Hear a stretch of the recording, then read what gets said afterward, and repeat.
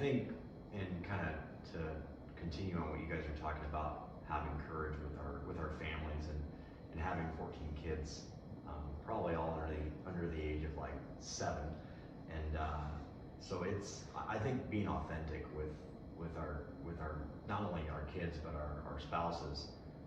So not only just saying our prayers at night and before dinner, but being really authentic and showing our kids that it's important, but it isn't just a check the box item, and that we need to be patient with them, and we need to be consistent. And it's something my wife always tells me, is we need to be consistent with our kids, and then they will listen to us better, and they'll have better behavior. So authenticity is, I think, really important, and being true to who we are, and being true to our faith, and going back to, it's not a check the box item. This is something that we do, and this is why we do it. I think another thing that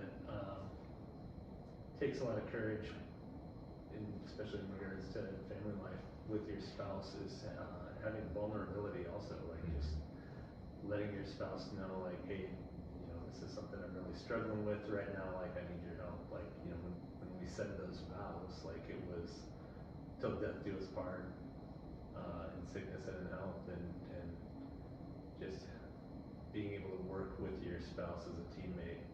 Sometimes that can take a lot of courage to, because we're supposed to be men and strong, and being vulnerable takes a lot of courage too. It's okay to show some weakness, right? And we don't always have to be strong. I think sometimes as the men of our families, we say we have to be the leader, right? And times of tough times, we have to stand up and be fearless. But I think it's okay. It's okay to show our families that we may need help, right? Because we've all had times in life where we want someone praying for us, and that's okay. And again, it's this is kind of just me being the man of the family. Sometimes I don't do a very good job at letting my guard down, right? And showing some signs of weakness, because there's people that love you, right? And you need to get all that support when you're in a time of adversity.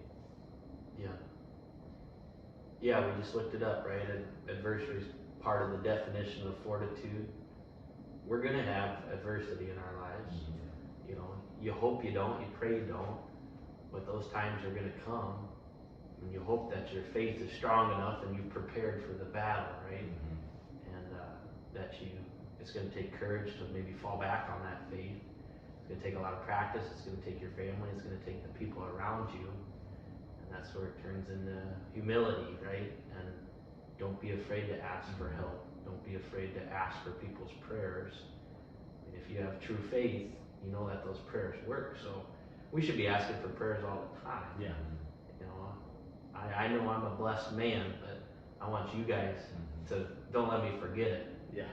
Remind me as often as you can, because I know we've been blessed and fortunate, but there'll be tough times coming. Life's too long. Yeah. Hopefully I'm around for another 50 plus years, but there are going to be a lot of tough times.